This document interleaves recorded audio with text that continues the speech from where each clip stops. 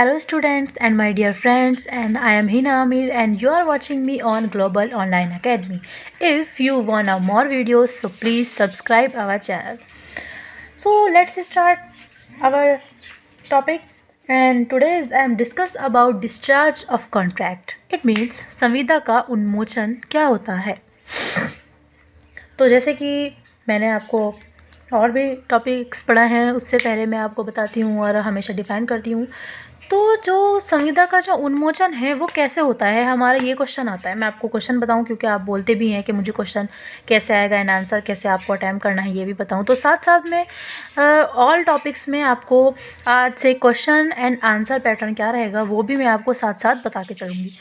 तो मैं बात कर रही थी कि संविदा का उन्मोचन कैसे होता है, ये इसके रिगार्ड में हमारा क्वेश्चन आता है। संविदा का उन्मोचन, तो संविदा का उन्मोचन कैसे होता है ये पढ़ने से पहले हमें पढ़ना जो है वो ज़रूरी ये है कि उन्मोचन किसे कहते हैं। तो उन्मोचन का अगर मीनिंग मैं आपको बताऊं तो उन्मोचन होता है बिल्कुल जनरल लैंग्वेज में, आपकी ही लैंग्वेज में, जिससे आपको समझ आ सके मैं आपको बताती हूँ। तो उन्मोचन होता है छुटकारा। तो छुटकारा कैसे? इट मीन्स जब हम कोई भी कॉन्ट्रैक्ट करते हैं तो वो कॉन्ट्रैक्ट हमें कंप्लीट करना होता है। इट मीन्स हमें उस कॉन्ट्रैक्ट का जो है पालन करना होता है। हम लायबल होते हैं कि हमारा जो कॉन्ट्रैक्ट है वो हम कंप्लीट करें। उसका हम क्या करें, हम उसके लिए बाध्य होते हैं कि हमें जो हमारा कॉन्ट्रैक्ट है वो कंप्लीट करना ही करना है एंड फुलफ़िल करना है, जो भी हमारे उसके रिगार्ड में हमारी जो रूल्स एंड रेगुलेशंस होते हैं। तो उन्मोचन में क्या होता है, उन्मोचन में सिर्फ पालन करना ही नहीं होता है। इसीलिए हम आज बात करेंगे कि जो कॉन्ट्रैक्ट है, उन्मोचन जो है हमारा, संविदा का उन्मोचन, छुटकारा भी कह सकते हैं। एक चीज़ हो सकता है इसको एक जर्नल, एक और मैं आपको इसको मीनिंग डिफाइन करती हूँ, ढील देना। तो इसको ढील देना भी कह सकते हैं उन्मोचन में। तो आई थिंक अब आपको थोड़ा थोड़ा क्लियर हो रहा होगा कि उन्मोचन क्या चीज़ है। मतलब जो कॉन्ट्रैक्ट का हम क्या करते हैं, कॉन्ट्रैक्ट हम कंप्लीट करते हैं, हम उसे करने के लिए लायबल होते हैं, बाध्य होते ही होते हैं कंप्लीट करने के लिए। तो कहीं कहीं हमें क्या होता है, कॉन्ट्रैक्ट ना, इट मीन्स कंप्लीट ना करने की छूट मिल जाए या थोड़ी सी ढील मिल जाए। जैसे जैसे भी प्रोसेस होगा वो मैं आगे आपको बताऊंगी, तो आपको और अच्छे से डिफाइन हो जाएगा कि उन्मोचन का मीनिंग भी क्या है और संविदा का जो उन्मोचन होता है वो कैसे कैसे होता है। So let's start our first topic. तो जो हमारा टॉपिक है, जो हमारा पॉइंट है वो है संविदा का पालन कर कर।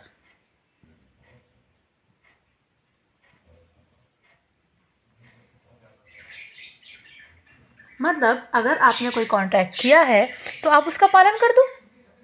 मतलब अगर आपने किसी से कॉन्ट्रैक्ट किया है कि आप उसको एक हाउस सेल कर रहे हो, तो और उससे जो है एक पर्टिकुलर अमाउंट आपने ली है, तो आप वो जो हाउस है उसे दे दो और पर्टिकुलर अमाउंट जो आपने ली है, तो आपका कॉन्ट्रैक्ट जो है वो कंप्लीट हो गया। आपने संविदा का पालन कर दिया, आपने जो आपकी ड्यूटीज़ थी, आपका जो कॉन्ट्रैक्ट था वो आपने फुलफिल किया, आपने उसका पालन किया। एंड लास्ट जो सेक्शन हमारा डिफाइन करता है संविदा का पालन, संविदा का पालन हमारा सेक्शन 37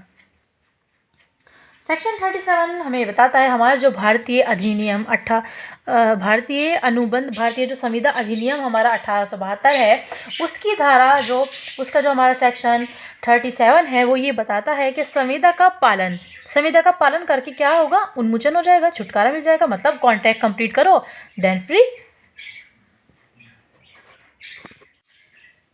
अब एक चीज़ मैं आपको यहाँ बताने वाली हूँ, जो संविदा का पालन होता है वो भी 2 टाइप से होता है। फर्स्ट, तो जिसने संविदा की है वो उसे फुलफिल करेगा। सेकंड, कोई अदर भी उसे फुलफिल कर सकता है। कैसे? अब जैसे मैं आपको बताने वाली हूँ, अगर ए ने, एक पर्सन है हमारा ए, उसने एक्स के साथ क्या क्या है, कॉन्ट्रैक्ट किया है, उसने एक्स की जो है वो बाइक ली है, उससे बाइक खरीदी है एंड कुछ अमाउंट जो है वो रुक जाता है या सारा ही अमाउंट रुक जाता है, जो भी हम कह सकते हैं। तो वो अमाउंट जो रुका है वो अमाउंट वो उसको बाद में देगा, या जो भी कॉन्ट्रैक्ट हुआ है जिस भी टाइम देगा, एक पर्टिकुलर टाइम लिमिट हो गई है उस टाइम देगा। तो अब यहाँ पे क्या होने वाला है, यहाँ पे क्या हो जाता है, ए जो है उसकी क्या हो जाती है, उसकी डेथ हो जाती है। तो अब वो एक्स को जो कॉन्ट्रैक्ट है वो कैसे कंप्लीट करेगा, वो कैसे अमाउंट देगा। तो ए अपना कॉन्ट्रैक्ट खुद कंप्लीट नहीं कर पाएगा, तो अब करेगा बी। जो बी कौन है, या तो वो ए का प्रतिनिधि होगा या उसका कोई लीगल गार्जियन वगैरह होगा या जो भी उसका होगा। इट मीन्स उसका हितैषी जो होगा, उसका प्रतिनिधि, वो अब जो भार है वो बी पे है। अगर सीधी सीधी जनरल वे में मैं बताऊँ तो जिसकी जिम्मेदारी होगी, इट मीन्स जैसे कि वो बाइक है, तो बाइक अब अगर उस बाइक का जो हित है, वो हितैषी जो कौन है, बी पे है, तो अब जो संविदा का जो हमारा पालन है वो कौन करेगा, वो बी करेगा।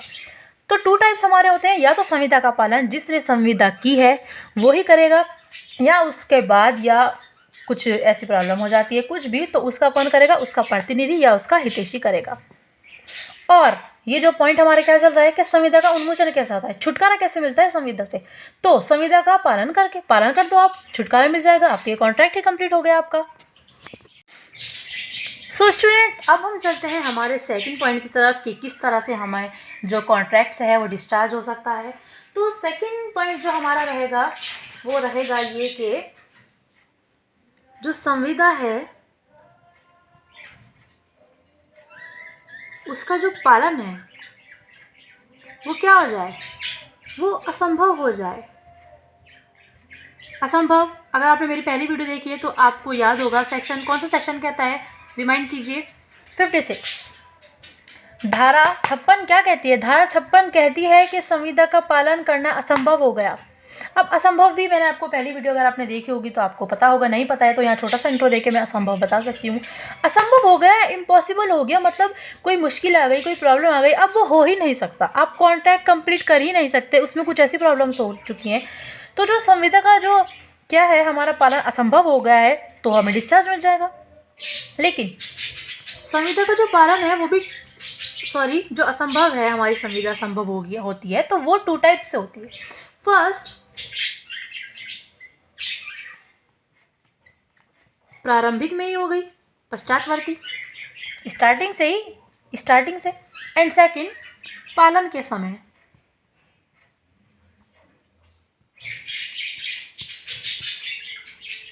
अब क्या होता है, प्रारंभिक से ही तो कुछ जो संविदाएं होती हैं वो पहले से ही असंभव होती हैं। मैंने आपको पढ़ाया है वॉइड कॉन्ट्रैक्ट, आपको याद होगा मैंने आपको वॉइड कॉन्ट्रैक्ट पढ़ाया है और मैंने आपको ये डिफ़ाइन किया था कि कुछ जो कॉन्ट्रैक्ट होते हैं वो इम्पॉसिबल इवेंट होते हैं, इट मीन्स वो असंभव होते हैं, जिन्हें कंप्लीट नहीं किया जाता था, वो स्टार्टिंग से ही क्या होते हैं, वॉइड होते हैं। वॉइड मीन्स क्या होता है, शून्य। तो वो करार, वो हमारी संविदा स्टार्टिंग से ही शून्य रहती है। सो एग्जाम्पल से समझिए, स्टार्टिंग से कैसे शून्य रहेगी, स्टार्टिंग से शून्य ऐसे रहेगी, कोई ए पार्टी है वो बी से क्या करार करती है कि मैं जादू से क्या कर दूंगा, जादू से मैं खजाना ढूंढ दूंगा, खजाने का नक्शा ढूंढ दूंगा। तो ऐसा तो इम्पॉसिबल ही नहीं है। तो ये जो करार है ये स्टार्टिंग से ही क्या रहा है, हमारा वॉइड रहा है, असंभव स्टार्टिंग से ही रहा है। और कुछ कंडीशंस ऐसी होती हैं स्टूडेंट्स, जो पालन का जब समय आता है, इट मीन्स जब हमने जो कॉन्ट्रैक्ट किया है जिस टाइम, उस टाइम तो वो क्या रहता है, वो वैलिड रहता है, वो वॉइड नहीं है। लेकिन जब पालन करने का समय आया है, जब हमें अपना कॉन्ट्रैक्ट कंप्लीट करना है, तो उस टाइम पे क्या हो जाता है, उस टाइम कुछ प्रॉब्लम हो जाती है, कुछ ऐसा इवेंट हो जाता है कि हम अपना जो पालन है वो नहीं कर सकते। एग्जाम्पल के थ्रू, ए ने बी से जो एक हाउस है वो क्या लिया है, उससे उस पर रेंट पर लिया है और उसे उसका पर्टिकुलर अमाउंट दिया है, और एक पर्टिकुलर, इट मीन्स हम एक डेट फिक्स कर लेते हैं 10, तो इस डेट को जो होना है वो क्या, इसको इसका घर रेंट पे लेना है, एंड इसने इसको इसके लिए एक पर्टिकुलर अमाउंट भी पे कर दी है। बट अब क्या होता है, जब ये 10 तारीख आती है या इससे पहले ही क्या हो जाता है, इस घर में आग लग जाती है, इस जगह पे जो है वो आग लग जाती है, या क्या हो जाता है, ये घर भूकंप की वजह से टूट जाता है, या कोई प्राकृतिक आपदा हो जाती है, या कुछ भी हो जाता है। अब ये यहाँ प्रेजेंट नहीं है, तो अब क्या है, अब जो बी है वो क्या कर सकता है, ये पालन हो ही नहीं सकता। जो ए है, ए ने पी को अमाउंट पे की थी, तो बी अब पालन कैसे करेगा, बी ने इससे अमाउंट तो ली थी लेकिन ये पालन कैसे करेगा, क्योंकि ये तो अब यहाँ है नहीं, ये तो असंभव हो गया और पालन के समय असंभव हुआ है। तो असंभव भी हमारे 2 तरह से याद रखेंगे, प्रारंभिक असंभव और पालन के समय असंभव। तो ये सेकंड वन जो हमारा पॉइंट था, संविदा का पालन असंभव से हमें उन्मोचन हो सकता है हमारा, इट मीन्स जो हम कॉन्ट्रैक्ट से हमें छुटकारा और क्या कैसे मिल सकता है, अगर हमारी संविदा पालन करना हमारे लिए क्या हो गया हो, असंभव हो गया हो। अब चलते हैं हम हमारे third point. So third one point देख लेते हैं हमारा। थर्ड वो कौन सा ऐसा पॉइंट है जिससे हमें क्या होगा, डिस्चार्ज मिलेगा हमारे कॉन्ट्रैक्ट से। इट मीन्स छुटकारा, उन्मोचन हो जाएगा हमारी संविदा का। तो थर्ड वन है अनुबंध द्वारा।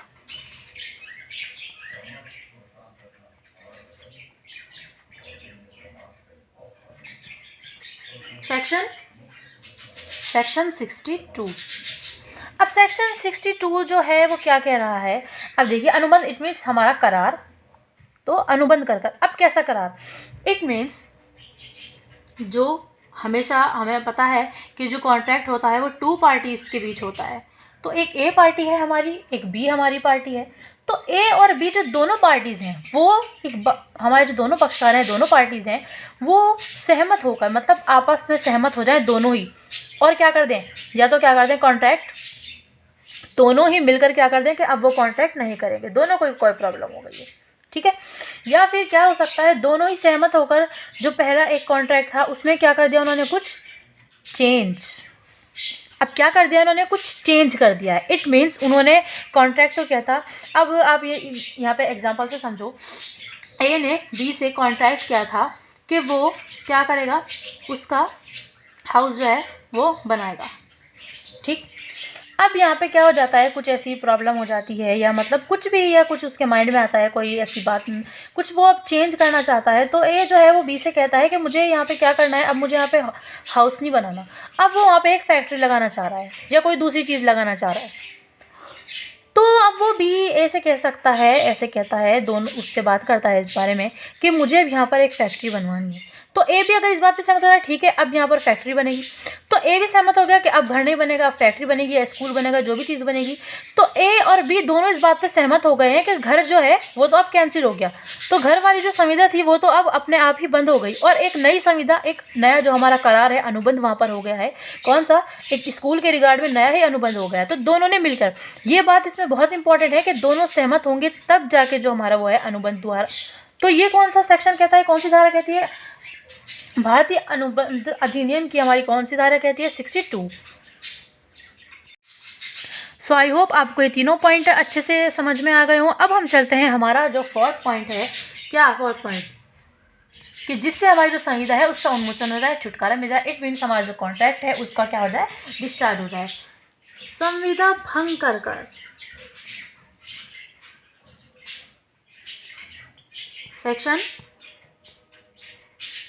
39, और किस चीज़ का सेक्शन है हमारा, इंडियन कॉन्ट्रैक्ट एक्ट 1872। ये हमें हमेशा याद रखना है।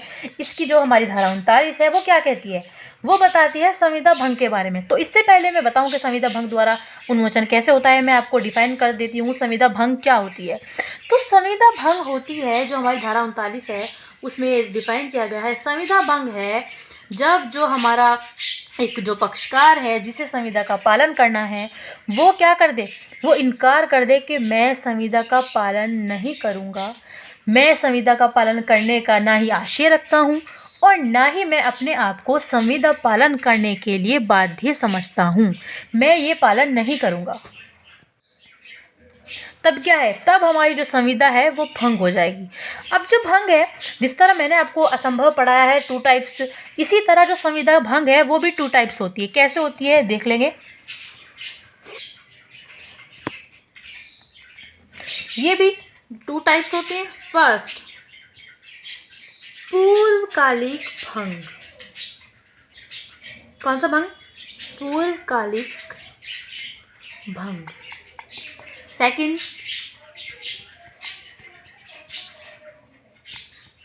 पालन के समय भंग। इट मीन्स इनकार। पूर्वकालिक इनकार क्या है हमारा, पहले ही अगर हमारी कोई संविदा है वो कब होनी है, अगर हम देखें कि एक पर्टिकुलर दिन, ये 15 दिन बाद हमारा जो है संविदा, जो हमारी कॉन्ट्रैक्ट है वो कंप्लीट करने का टाइम था कि 15 दिन के अंदर अंदर या 15 दिन के बाद जो हमारा कॉन्ट्रैक्ट है वो कंप्लीट होगा। देन क्या करता है जो हमारा एक पक्षकार है, हमारी एक पार्टी ने क्या इनकार किया है, उसने 10 को ही इनकार कर दिया या 1 को इनकार कर दिया, उसने उस 15 दिन से पहले ही उसने इनकार कर दिया है कि मैं ये संविदा का पालन नहीं करूँगा। तो वो कौन सा भंग कह रहा है, पूर्वकालिक भंग, एंटीसिपेटरी ब्रीच। इट मीन्स जो हमारा क्या है, संविदा भंग, ब्रीच ऑफ कॉन्ट्रैक्ट। पूर्वकालिक भंग को हम कहते हैं एंटीसिपेटरी ब्रीच। तो anticipatory breach it means anticipatory जो ब्रीच हमने कॉन्ट्रैक्ट का किया है वो क्या है, पूर्वकालिक भंग। इसका नाम इंग्लिश में मैंने इसलिए आपको बताया है क्योंकि इसे पूर्वकालिक के अलावा 2-3 नाम इसके और लेते हैं। इसको विखंडित या अभिशा या ऐसा ही कुछ 2-3 इसके नाम है, आप देख लेंगे। तो आप इसका नाम इंग्लिश में याद रखेंगे, anticipatory breach of contract. And second जो है हमारा क्या, पालन के समय कॉन्ट्रैक्ट का क्या कर देना, भंग कर देना। तो पालन के समय क्या, वही वाली बात है जैसे बात थी कि 15 दिन के अंदर करना है या 15 दिन बाद करना है। तो अब ये बिल्कुल 15वें ही दिन ही इनकार कर रहा है। अब पालन का समय आया है इस दिन, तो इसने 15वें ही दिन क्या कर दिया, इनकार कर दिया कि मैं अपने आप को ना तो पालन करने के बाद ही समझता हूँ और ना ही मेरा कोई आशय है कि मैं जो है क्या अपनी संविदा का क्या करूँगा, पालन करूँगा, अपना कॉन्ट्रैक्ट कंप्लीट में नहीं करूँगा।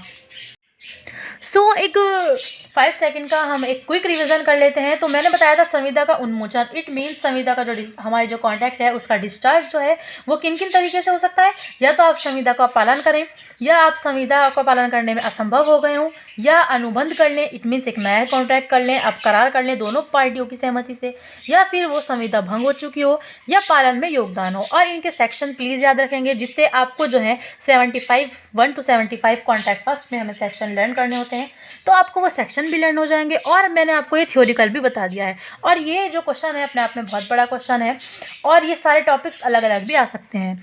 तो थैंक यू स्टूडेंट्स, आपने मेरी पूरी वीडियो देखी। और प्लीज़ अगर आपको अच्छे से समझ में आए हो, आपको हेल्प लगी हो, तो आप मुझे लाइक करें एंड कमेंट भी कर सकते हैं।